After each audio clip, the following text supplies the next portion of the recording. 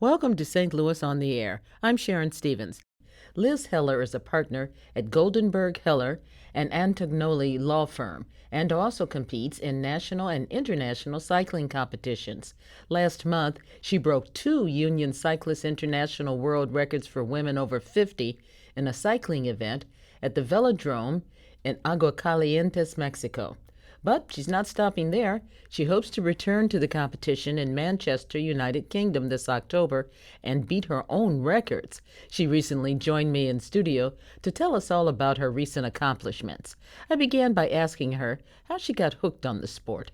I think it's the people I've met. It's the excitement. I've always been a competitor. I was a basketball player in college,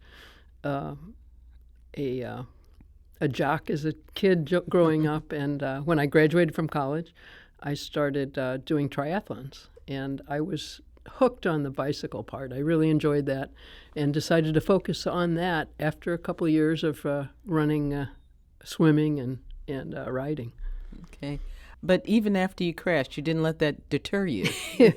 Unfortunately, with bike racing, it's part of the sport. It happens on occasion, but it was just such a thrill. And knock on wood, I've had a few crashes, but nothing serious. And it's a wonderful sport. It gets you outside. I love the competition, and I've been doing it for about 30 years now. Well, let's talk just a little bit about your day job. Yes. Tell me about what you do. I'm an attorney. The law firm is Goldenberg, Heller, and Antognoli. We have about 14 lawyers, and I've been competing with my partner's permission since I joined the firm about almost 30 years ago. And does the kind of competition that you take part in, it frankly sounds like it could be a little expensive. It is. The bikes aren't cheap. Travel's involved. I went to recently to break the world record in a unique place in Mexico, one of the fastest track in the world, in Aguascalientes. And it's not obviously a long trip, a lot of equipment I had to take. I was very lucky because a dear friend, coach, and mentor of mine, Patty Walsh, went down there with me and helped me get there in one piece and helped motivate me at going around that track. Well, let's talk a little bit about the honors that you recently received. What did you win, and why is it important? I set two world records for women over 55. One was in the 2-kilometer pursuit, an event on a special 250-meter track, wooden track, and I broke that record by about 3 seconds. And then I did the hour.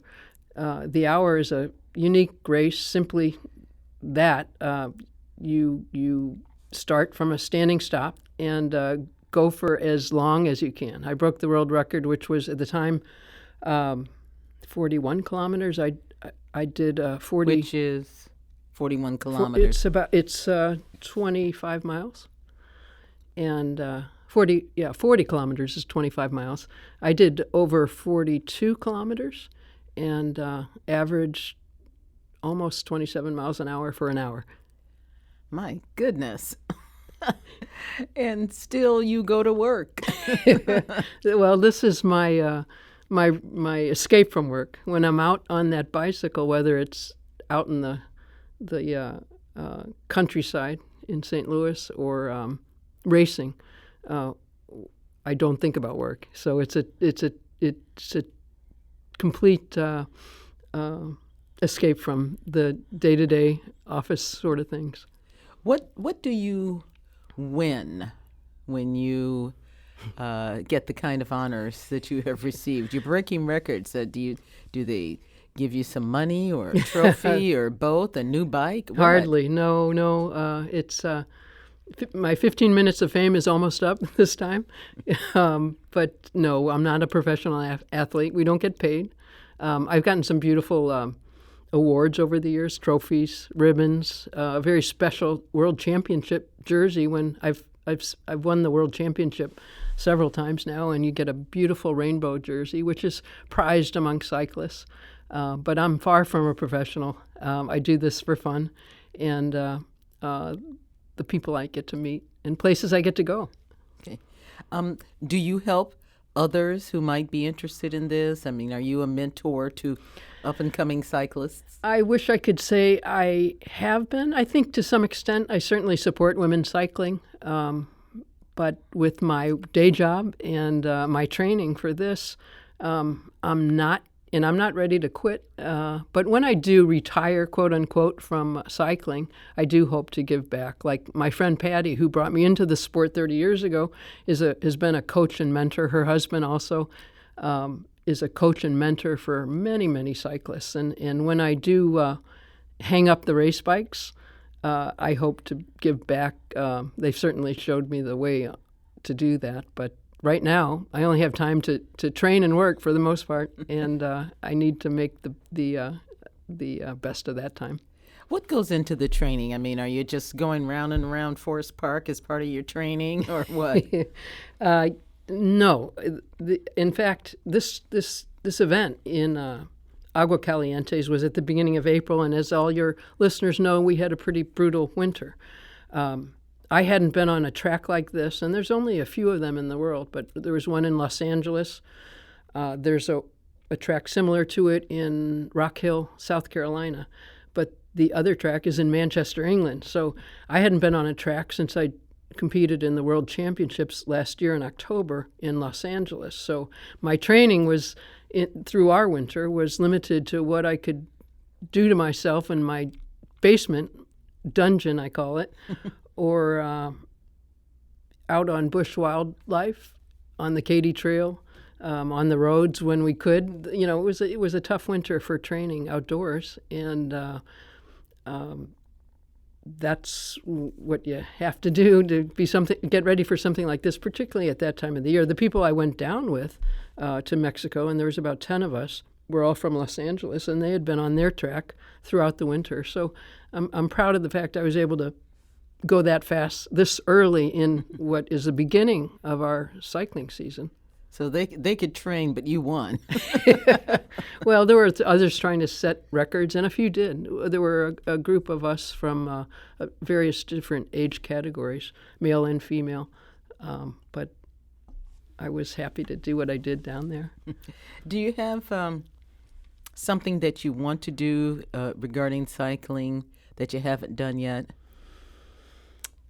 Yes, I'm going to compete soon in a gravel race. Gravel racing is becoming more and more popular as road racing gets more difficult to host or put on. And I'm going to do a 100-mile gravel race in Kansas on June 1st. Riding your bike on gravel? Yes. It's Okay. tough. It's difficult. It takes some effort it's heavy. It's not a heavy gravel, but it's a off-road type event. Do you have to have special tires for You that? do, absolutely. They're a little thicker, quite a bit thicker than the races. The tires I raced on down in Aguascalientes were less than an inch wide. These are almost 3 inches wide. So it's a whole different bike. It has gears. The track bike I used in Aguascalientes has no gears, no brakes. So this is a whole different type of racing. Would you consider yourself an activist? Cycling has become so popular, certainly throughout America and probably other countries. It was already very popular. That's the main mode of transportation in some places. And now we see special pathways for cyclists, and they've demanded, this kind of thing. Do you see yourself in that role, or have you ever been? Yes, I'm a proud supporter, not only of this station, but of TrailNet. And TrailNet's done some wonderful things in the city of St. Louis with respect to safe streets and lane design. I've been a part of that, supported TrailNet for quite a while, and fully support. It's one of the reasons people get in and out of this sport is. And not only the sport, but cycling in general, is it's become, sadly, quite dangerous. But as you mentioned, it's big in Europe. And in Europe, because of the way people think and drivers relate to cyclists, it's safer. And I think what we're trying to do here in St. Louis is make bicycle and cars not adverse to each other. And it can be done, but it requires a change in drivers' mentalities and cyclist mentalities. We have to obey the laws of the road, and drivers need to give us the space we need to be safe on streets. Just for all of you who are listening, I am talking with world-class cyclist and St. Louis attorney Liz Heller. What are some of the places that you go in the St. Louis area to practice? We race, we can train and ride in West St. Louis County. We now have a new velodrome in North City. Which is? The Penrose Park Velodrome was recent. What's a velodrome? A velodrome is a track, very similar in some ways to the track I raced on in Mexico, but our track is recently replaced concrete. It's a longer, larger track, 333 meters, versus the one in Mexico, which was 250 meters.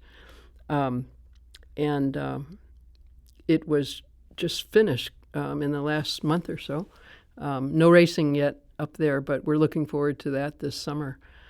Other places we can ride include Columbia Bottoms across the river, the Madison County cycling trails, and there's a race series in Carondelet Park every week, and there will be one in the confluence up north, St. Louis County, on the at the confluence of the Missouri and the Mississippi. As soon as the river recedes, we're hoping to start that race series up soon. What kind of bike are you on? I mean, you're not on a Schwinn or something, are you?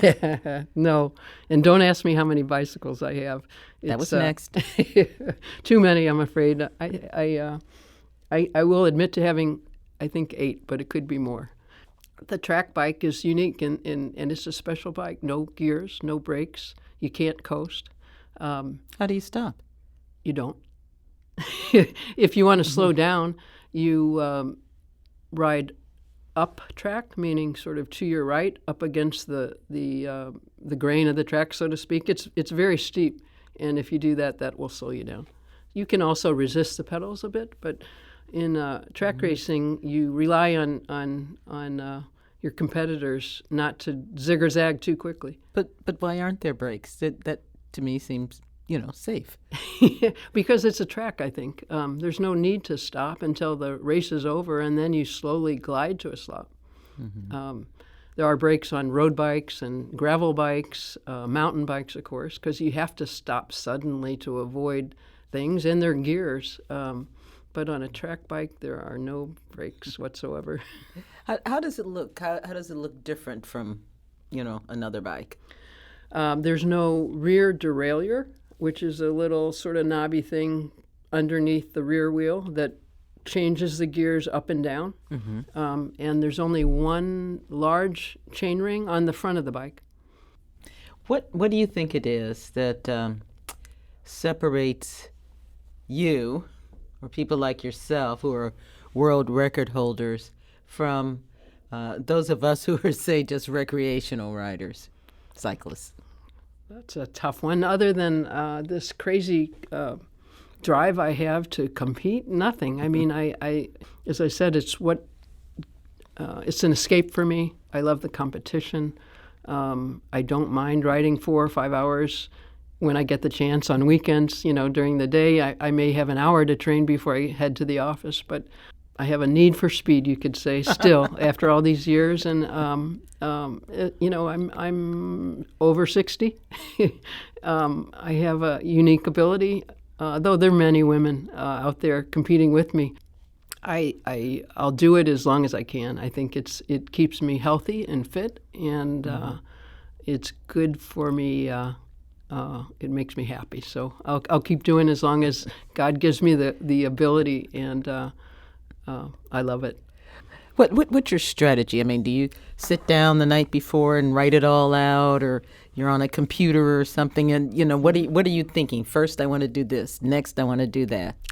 I used to do that, meaning decide what I should be doing to get ready for the next event. But as I mentioned, Patty and Joe Walsh are my friends, mentors, and coaches.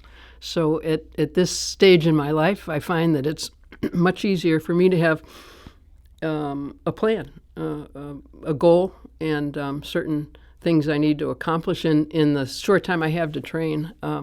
They tell me what to do. So if it means if I have to head down to my basement and do X, Y, and Z, I get that done, and it makes it much easier for me to be, believe it or not, told what to do at this stage in my life in terms of training for competition.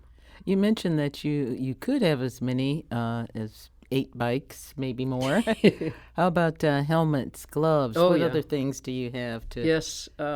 Knee pads. I don't know. no knee pads or shoulder pads. That was a different sport in my life. Hockey, definitely wear a helmet. You can't compete without one. I wouldn't think about riding a bicycle without a helmet, and it scares me when I do see people out there without them. You need special shoes. As you mentioned, it's not a cheap sport. The bikes are expensive. The clothing isn't cheap. I had a very special skin suit that I ordered and received right before I left for Mexico from England. Very tight, form-fitting, and helped me go as fast as I did. That's a Why very is special. that? Why did it help you go? It's fast? designed with just to be extremely. It's one piece. You kind of have to paint it on almost, and once you get it on, you feel like you're literally just sliding through the air. And the helmet is very special, designed again to be very aero and help you go fast. So what would you say to young women in particular, but young men too, who are interested in this kind of competitive cycling? What would you say to them? We're very lucky in St. Louis, despite the fact that we don't have the weather, number one, or some of the facilities. We have a unique group of, we got some wonderful bike shops. Most of the shops sponsor teams. So I think I'd recommend that you find a shop or a group of people to ride with, because it's a sport that there's a lot to it and a lot to learn. And if you've got friends like I did to help mentor you and ride with, it can be boring out there by yourself, and it's quite frankly safer to be with a group. So I think, find a friend or a mentor or a bike shop, and that's the way to learn and grow in the sport. Would you say that was one of a challenge for you? You got to fight not being bored and lonely out there? I enjoy I love the peace and quiet, actually. I don't mind riding alone. In fact, sometimes I prefer it. But to get better and faster, I think you have to ride with people that are faster than you. And if that means, flying out Clayton Road with the boys, I do that. Again, it's also part of the competition. But if you really want to get better and faster and compete at the master's level, or you have to ride with people better and stronger than you. Okay. What are the differences that you have to prepare for in terms of weather and altitude? Difficult to do here in St. Louis, and that was another issue for me in Mexico. That track is at 6,000 feet. I think we're at 200 or something here on the Mississippi River, so I was concerned about how the altitude would affect me, but luckily it didn't much. I've been at 6,000 feet in Colorado Springs, and that was difficult, but for whatever reason, I didn't feel that down there. But you don't dress differently or do anything no, like that? And another, in terms of that, in April down there, it was 80 plus degrees. In fact, they turned the lights on in the track to make it hotter, because hotter is faster. So it was over 80 when I did both the pursuit and the hour. That can be an adjustment, though. We're used to the heat and humidity here in St. Louis. It hasn't hit yet. So that but was coming. It's coming, yes. What are the next competitions you're working on? I am looking forward to going to the national championships. We'll be at that very special velodrome in Los Angeles in August, and then the World Championships this year for Masters are back in Manchester, England. They had been in Manchester for 20-something years, but LA got the event for the past 2 years, so we will be going back to Manchester. Again, a very special old track, and that'll be in October. That was world-class cyclist Liz Heller. She plans to return to the Union Cyclists International competition in Manchester, United Kingdom this October to beat her own records. We wish her the best of luck. This is St. Louis on the Air on St. Louis Public Radio, 90.7 KWMU.